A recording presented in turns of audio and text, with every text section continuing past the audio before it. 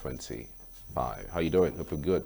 So it's 4 days until the end of the second month of the year 2025. That's a whole lot that's happened already in the first 2 months of the year. To know what it would look like in another 2 months. But something I want to tell you, that it takes just 4 naira text message to change your life forever. And it also takes just one phone call, that is less than a minute, to change your life forever. For some, the year is kicking off pretty nicely. For some others, it's just scrolling here and there, crawling here and there, nothing so much to celebrate about.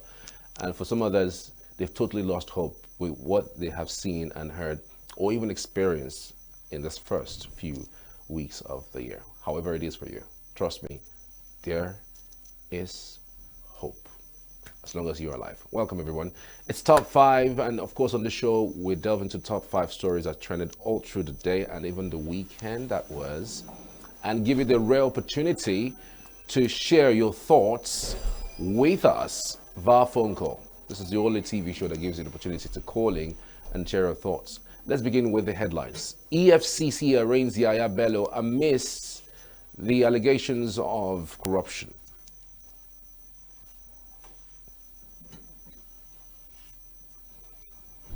Zelensky says Trump's team sees ceasefire as end of war. Details shortly. Just to also let you know that the operatives of the Economic and Financial Crimes Commission, EFCC, on Monday laid siege to the Federal High Court in Abuja during the trial of former governor of Kogi State, Yaya Bello, on alleged fraud charges. The EFCC operatives were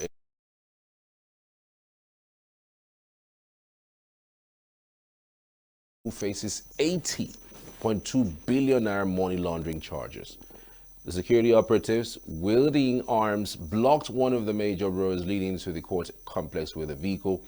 Some of the operatives also held security dogs and other weapons while mounting the perimeter of the courts, particularly the court's entrance. Are they looking for a thief, or is it the same court environment that all this happened? Well, lawyers and litigants seeking to enter the court to transact various businesses were also being thoroughly frisked before being allowed in or turned back at the court's gate. Some lawyers complained that though they had no business with Bello's case, they were being subjected to unfair treatment. The situation at the gate became rowdy, with lawyers shouting and protesting against the restrictions placed on them despite having different matters before different judges. Bello pleaded not guilty to all the money laundering charges. Meanwhile, human rights activists and former presidential candidate of the African Action Congress, Omoyele Sowore, has condemned the siege laid to the court by the security operatives. While entering the court on Monday, Sowore confronted police and EFCC officers for preventing him from entering the premises of the Federal High Court. The former presidential candidate, who is also a human rights activist, resisted every officer's attempt to obstruct him. In a video posted on his X handle, Sowore claimed that Nigeria's justice system had been hijacked by uniformed security agents, including the Department of State Security Services, police, and civil defense. So it's quite crazy. I mean, why would the EFCC operatives with dogs and all of those things that they are carrying do that in a court premises? It is just Bello. Is there somebody else that they carried all those things for? So many persons have, accused them of, manhandling a whole lot of things. Manhandling in terms of you are carrying these types of resources to somebody who is under your custody. Like, they are under your custody. So when it comes to armed robbers, when you're going to actually apprehend armed robbers and criminals, how then do you go? Do you go with armored tankers? Do you go with helicopters? Because for me, it makes no sense. This guy is already in custody. He is he's been tried in court. So what's the drama about? And then their action prevented some of the activities that should have been happening in that same court premises. It's just crazy.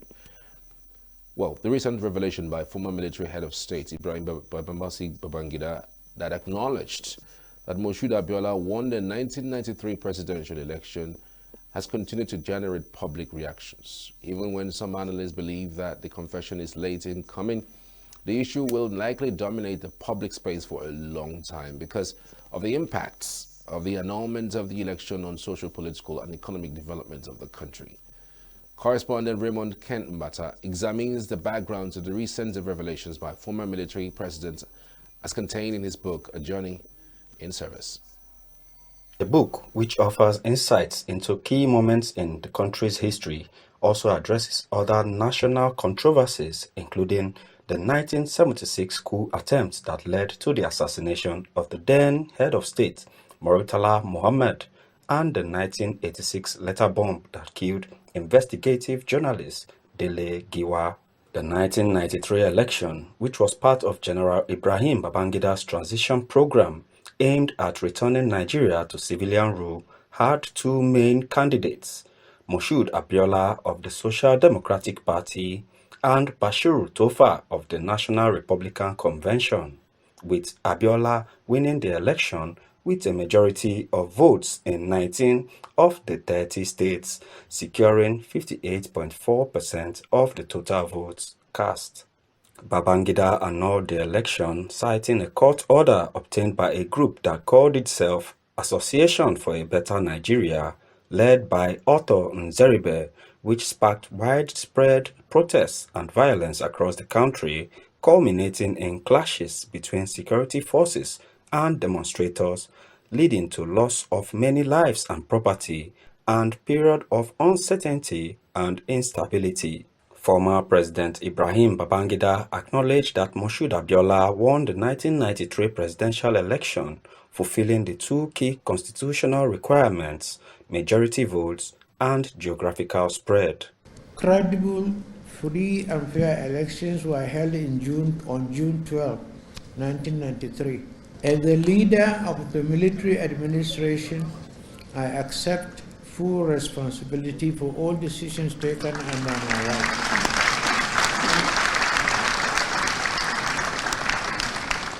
And June 12 happened under my watch.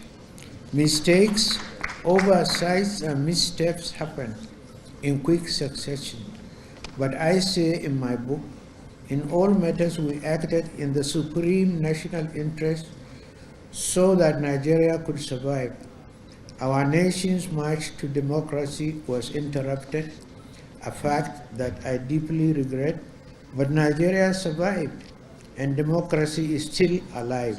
According to Babangida, Abiola secured 8,128,720 votes, surpassing Bashiru Tofa's 5,848,247 votes, and obtained the mandatory one-third of votes in 28 states, including Abuja. The June 12 presidential election, conducted by the Professor Humphrey Nwosu-led National Electoral Commission of Nigeria, is still reputed as Nigeria's freest and fairest election. A security expert, Jackson Lekon Ojo, expressed disappointment that the winner of the 1993 polls, MKO Abiola, was not alive to reap the benefits of the belated expose by General Babangida. It's like this man, the former military president, just came yesterday to pour salt upon an injury, because the injury incurred by Nigerians from the annulment of June 12 is still very fresh in our blood, in our body. So somebody is now coming to tactically from the back door to reconcile after he must have damaged a lot of things. You understand? To me, it is not a welcome development at all. And I can't say kudos to him.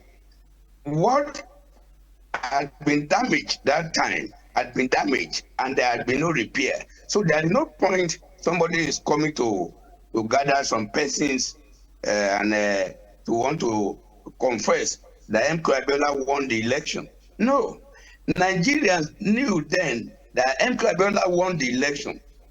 The only thing that happened was the military president at that time annulled that election. So we don't want anybody to come around to tell us that MK won the election. We knew that he won the election. There are a lot of confessions that by Humphrey Nwosu that confessed that he won the election. Professor So Omoruyi came out that time and confessed that he won the election. So we don't want anybody to come and tell us that he won the election. He won the election, and we don't want to hear it from any other person. A journalist and public affairs analyst, Olalekan Ige, also barred his mind on the recent revelations by IBB. What is new is that he's not telling Nigerians that he was not aware that that election was annulled. He's not telling Nigerians that it was the second in command, late Augustus Aikomu, was the one who annulled that election, and it was not to his knowledge. I think that's the only new thing Nigeria are now hearing, because for those of us that were quite active then in 1993, and for a lot of Nigerians who knew Babangida then, Babangida told all of us that he was not only in power, he was in government. So I'm shocked, I'm surprised that Babangida is not telling us that there were a lot of powerful people in his administration that couldn't control. He's just mentioned one of them, Augustus Aikomu. He's just mentioned even probably the most significant of them, or Sani Abacha. Babangida has not admitted to us now that he couldn't control Sani Abacha, or he was rather afraid of Sani Abacha. And that is new because if you watch the events that dovetailed into the annulment of June 12 and the aftermath of setting up an interim national government, then you begin to wonder, is Babangida really telling Nigerians all of the truth? The events surrounding the 1993 national presidential elections in Nigeria offer several lessons for Nigerian leaders, including the fact that the annulment of the election results was a clear disregard for the will of the Nigerian people. It also brought to the fore the fact that the use of court orders and other tactics to annul the election results undermined the legitimacy of the government. The election and its aftermath had no doubt highlighted the deep-seated divisions within the Nigerian society, emphasizing the need for leaders to promote unity and inclusivity while ensuring that justice, equity, fairness, and good conscience prevail at all times. I am Raymond Ken Mbata, reporting for Signature TV. A whole lot have been revealed regarding that book. That book is quite an interesting one to read. The most important, of course, is the fact that he reiterated that the coup that happened in 1966 apparently isn't an Igbo coup. Well, a whole lot of persons have been reacting to that particular story. Ohaneze have spoken, Chakwas Okori have spoken, and in fact they are demanding some 10 trillion naira because all along people have actually stated that that coup that happened in 1966 was an Igbo coup, and because of that a whole lot have been skewed against the Igbo nation. Whether you are someone who is looking to vie for positions at the federal level, whether at the presidency or even for positions across board. It's crazy. Anyway, Governor Ademola Adeleke of Osun State on Sunday swore in the newly elected local government chairpersons and councillors in the state. The State Independent Electoral Commission, OSEC, had announced the People's Democratic Party candidate winners of the 30th chairmanship and 332 councillorship seats in the local government elections held on Saturday. Adeleke, at the swearing-in ceremony held at Government House Oshobo, urged the chairpersons to deliver on good governance in their respective local governments. The governor, however, advised them to stay away from the council secretariats to avoid clash with the opposition party. Meanwhile, the All Progressives Congress APC in the state has directed its reinstated chairman to resume in their respective local government areas on Monday.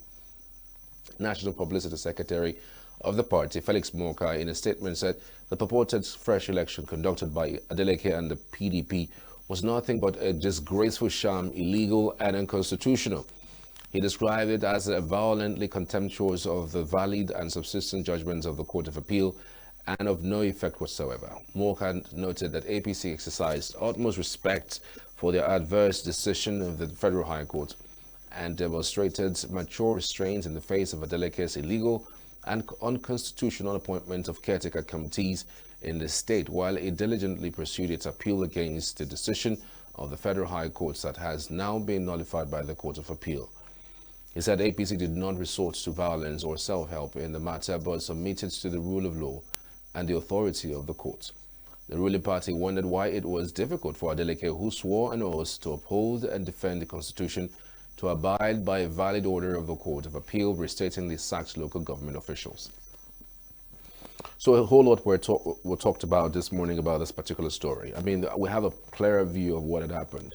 Adeleke, on his own, you know, because he, you know, that Ocean has this off-cycle elections, which is due for 2026 next year. And so many persons have built this whole story around the fact that it's all about political struggle. So the local government chairman, 30 of them are of the APC, while he, Adeleke, is of the PDP.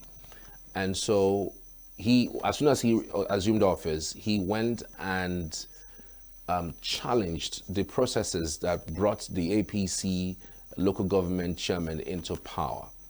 And so because of that, while he challenged that, the courts actually gave him a ruling which APC went and appealed. And now the appeal court now asks that, you know, the chairman of the party of the APC that he actually sacked and replaced them with caretaker committees, the court has asked him to replace them, you know, to return them back to their seats. And meanwhile, while that was going on, Adeleke had gone on to basically conduct local government elections where he had sworn them in only yesterday. So many persons have begun to reread, you know, into what's going on. Some persons say that the Court of Appeal judgment did not reinstate the chairman of the APC, while some others say that, you know what, the governor has in so many ways violated the rule of law, because it was clear that the appellate court, that's the appeal court, actually reinstated the APC chairman, the chairman, and their tenure was supposed to be due by October. So there's a whole lot around there, and it's left to be seen what's really going to happen. Of course, it's all about the 2026 general elections in the state, gubernatorial elections in the state. This is what people are saying. They're saying clearly that the governor is doing all he can within his powers to make sure that all of the local governments apparatus are under the PDP, because if they are of the APC, there might be chaos. He might be in trouble. It might be an easy one for APC to sweep over that particular seat. So he's doing everything possible, just like what his brother did in Rivers State, to, you know, put things in conundrum, maybe put it in chaos so that they would let him be. That's another way of maintaining your seat, just in case you don't have the rule of law by your side. That's what I have seen. That's what I'm reading from where I'm sitting. Ukrainian President Volodymyr Zelensky said that he believed US President Donald Trump's team saw a ceasefire between Ukraine and Russia as the end of the war. How? Ceasefire? End of the war? Speaking at a press conference, he said any deal struck between the United States and Russia to end the war in Ukraine could not be successful if Ukraine did not agree to its conditions. Apparently, Kyiv has long argued that it needs to see a long-term resolution to the war for it to feel secure due to the threat of a renewed Russian attack.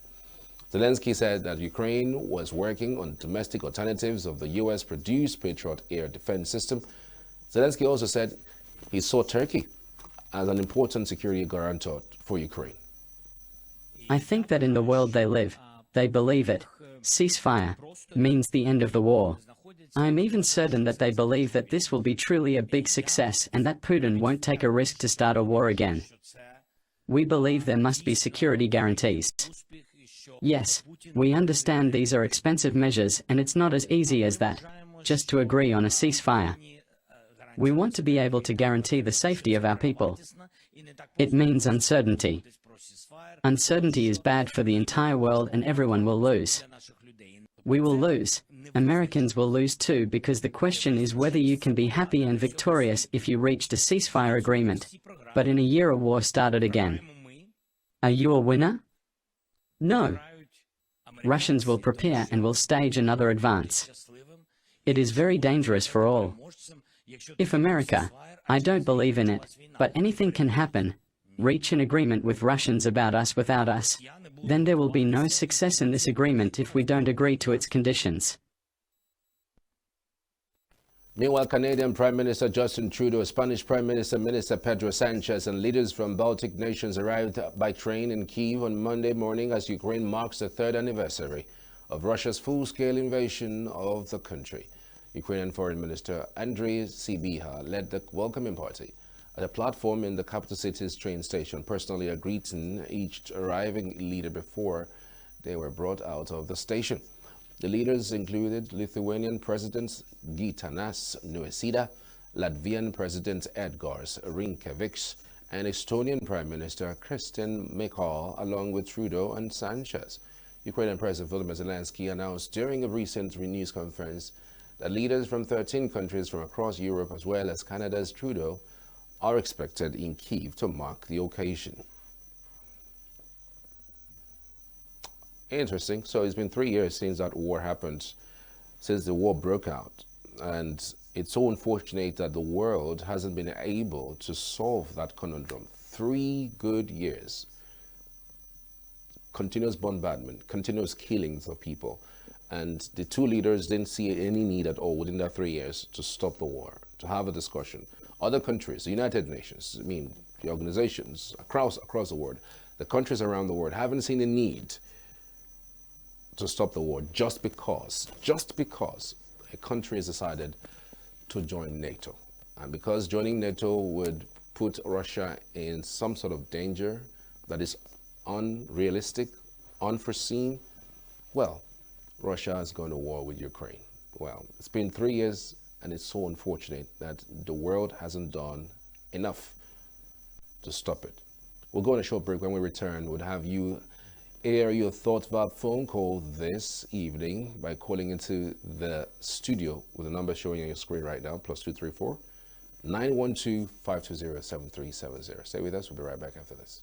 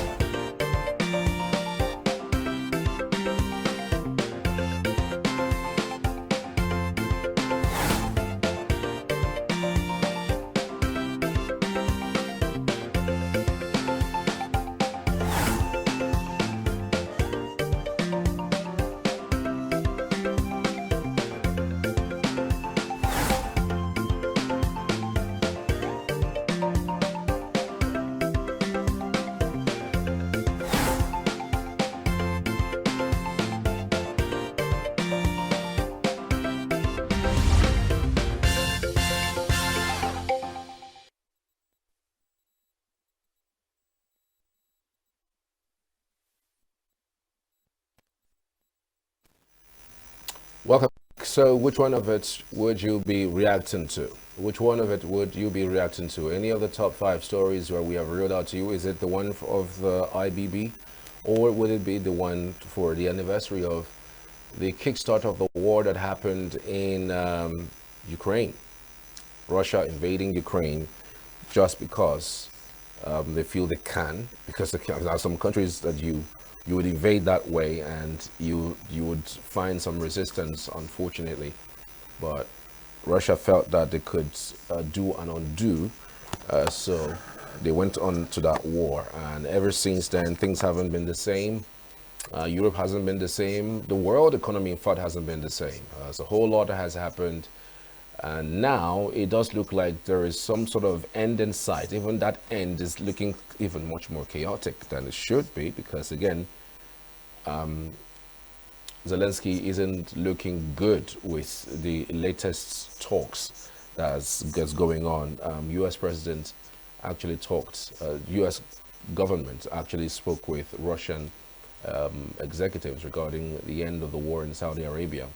So many persons, so many leaders in Europe thought it was unwise to have that conversation without Ukraine involved.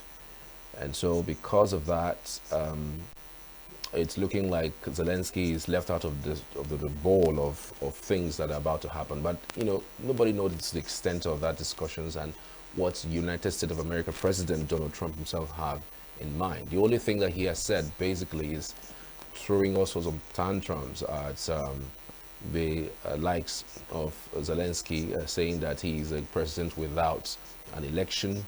He has also called him a seemingly unsuccessful comedian or entertainer. Even, so much that's going on. He says, in fact, he should move faster, and if he doesn't, he will probably not have any country left. So one would wonder whether the United States is tilting towards Russia about this particular development, or there's something more. Because again, at the beginning of all of these, especially just last month, Donald Trump mentioned that Ukraine would have to, in some way, pay back for all of the monies that the U.S. have spent in, ammunitions for them, and several other things, So Zelensky was basically pulling back as to the fact that it would not be a good thing for them. He talked about investments in the mineral resources of Ukraine. But because of that, I thought that Zelensky has thought through it and said maybe it might be a good deal, or maybe not. Let's see if we can take this phone call coming in. Remember, you can join the conversation if you want. Hello? Hello? Hello, good evening. Can you hear me? Yeah, good evening. This is Victor from Transekulu. Victor from Transekulu, please go ahead. What's your what story are you reacting to? Okay, concerning Yaya Bello. Okay. And Showore's video. I just watched that video. Showore is a very brave man. He's a celebrity. And we respect his courage. We love the fact that he can walk into a federal high court in the state, in the nation's capital, without being arrested. But it doesn't mean that average citizens like us can just walk inside there and not be even shot. Some of us will be even shot. We don't have money for Medicare. An average citizen will not be brave enough to pass through DSS, Nigerian police, and even the court authorities to be able to gain access to an average court premises. We respect his sagacity. He's a human rights activist. He's a brave man. But for an average citizen, I don't advise you to just walk into the court like that, because life is just one. There's no photocopy. No, apparently he was, yeah, he was in court because he had a case in that particular court that same day. That's today. He didn't walk into just because he wanted to walk into. He had a case, in that court premises. So he wanted to go for his case, and then he was met with so much security. But I'm wondering, why would EFCC go with such amount of security for somebody who is already in their custody? I mean, if all lawyers were having access, and if all clients that have cases in court were having free access in there, he wouldn't have been harassed. Why was he harassed? Is it because he had a video camera with him? Or is it because that he is a known face? Or is it because that an average citizen that has, even if you don't have a case in court that day, can't you as a human being enter into is it not a public place? So I believe that he is a brave person, and they know it's an incident. They know that if you touch him really high, you will trend. In fact, I think one of the policemen's face is already trending in all the social media. He says it everywhere. You get the point. But an average citizen does not have such a sagacity and such a connection to be able to just walk in like that. Even if he had a case in court that day. I saw dogs there. It didn't look as if that place was for a general for the general public, even if he had a case in court there. But I salute his sagacity. And I think that the security given to former governors and former politicians that were in power is overwhelming.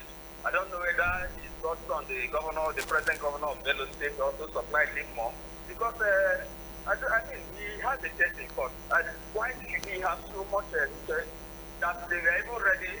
I think it was because of the intervention of some level-headed policemen there that even allowed him to gain access. If not, they would have harassed him as well.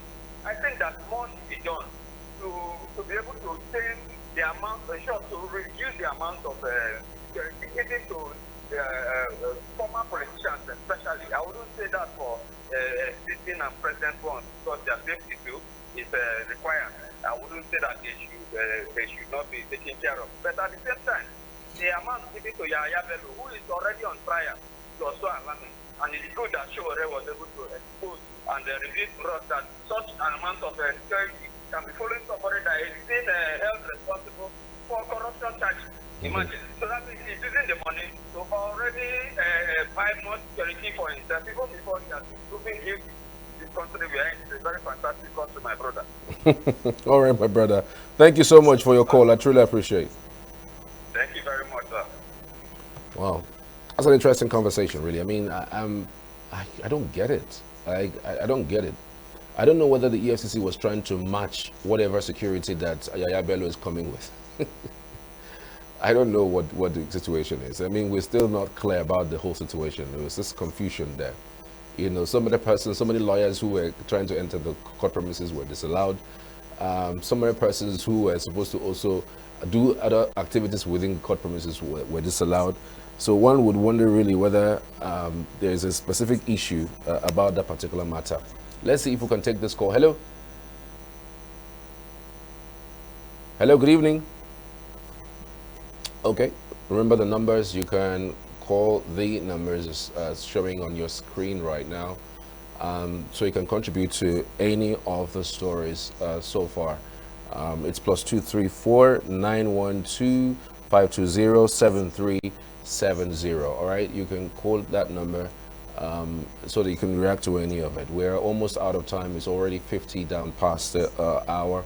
So we have like at least 4 minutes. So if you have anybody who could come in now, and we can squeeze that in for you. Hello.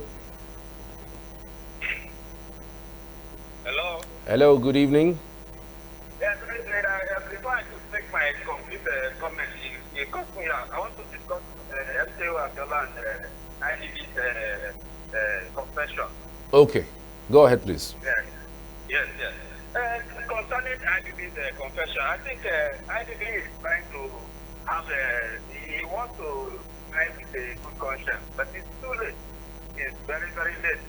I mean, there were a lot of things that happened in that period that IDB in his good conscience cannot claim now that with the statement everything has been wiped clean. Like a doctor on the blackboard, everything has been wiped clean because he has made that statement. He is trying to buy good things, and it will not come that easy. It will be too late. First of all, when that event occurred in 1993, I remember wherever everybody wants to look for their own stand immediately, it shows divided Nigeria. People were living in different states in Nigeria, and all of a sudden, everybody remembered where it came from. It was very disheartening. And before that, everybody had already centered their mind. I mean, the common things I mean by everybody had centered their mind around MKO Abiola being the figure. And he was the man of the people. And he was the person that represented the mandate of the people. And almost to his being declared president, the election was annulled. And when the election was annulled, everybody, the sentiment of the people woke up. And there was security personnel everywhere. The police, the army, everywhere was so militarized. In fact, the checkpoints you are seeing along the road, I don't know whether it's then like people started. Everywhere there were checkpoints, there were tires burning, and people were protesting, and people dying. And even along the way, people dying. There were a lot of deaths. And they cannot reflect the death of two people that passed away. while during the period of time in short, during even down to the arrest of MKO Abiola when he gets the president. So I did it coming up now. Just as I read, I saw one of the documents that I said, and one of them was said that it has pointed us inside the ATV. Then the man himself has selected for the victory, and now he is coming now because he's still alive. He wants to die with his conscience. It is not fair on those people that lost their life during the finance of the cancellation of the 1993 war. I want to say that IDB will not be given a decent burial. He will die as a common man, and he will be remembered for what happened in 1993. Whether he says it today or not, too late. Thank you very much, my brother. All right. Thank you so much for your points. Too little, too late. IBB, with his confession there, has stirred a lot, you know. I really don't know if that is even taking away the attention of a whole lot of persons from this government and its governance, because a whole lot have been stirred up. So a lot have been said. A lot have been said regarding that book. I mean, if you were to review that book, I'm not sure you'll be able to review those books, that book for at least less than a day. I mean, it's a full show to actually review a book like that to that extent. You know, the revelation about 1993, I mean, like someone mentioned earlier, that look, you can't be saying you are in charge of a government and you are saying that somebody who is beneath you was the one who was in charge of annulling that election. I mean, it was you who announced it. You were not on gunpoint. I mean, nobody forced you, as far as we know. And even then, why did it take you 32 years, 32 whole years, to even acknowledge that you messed up? Imagine Nigeria being 32 years in democratic dispensation. And then you mentioned, oh, that if you had relinquished power to Abiola, that, you know, he would have been killed or he would have been assassinated. That there were plans to do that, even if he did. I mean, why didn't you do the needful? Because you are the commander-in-chief of the armed forces. Taking responsibility now after 32 years, now you look pale, you look unhappy. I mean, saying those things now to us, what use would that be? Of what use would that be? I mean, I think it goes to show how infinitesimal, how fleeting life can be. In 1 minute, you are hale and hearty, you are strong, you are oppressing people, you are shortchanging people, you are killing them, you are doing all sorts of things. I mean, look at what has happened to Abiola just after that annulment. He was jailed, and while in jail, he died. Thereafter, his wife was killed, his family fled. I mean, a lot happened to that family. The family went in total disarray just because of one singular action. Really. I mean, there's nothing to forgive about in this situation. There's nothing to forgive about. If he were a sane country, I mean, he should be actually in jail, staying there at least, knowing that, I mean, he's paying for the bad things that he did, setting us back so many years behind. It's really sad. Well, we'll leave it here for today. Truly appreciate your insights and your contributions for watching as well. I'm Charles Pius. See you on the next one, Friday evening. Cheers.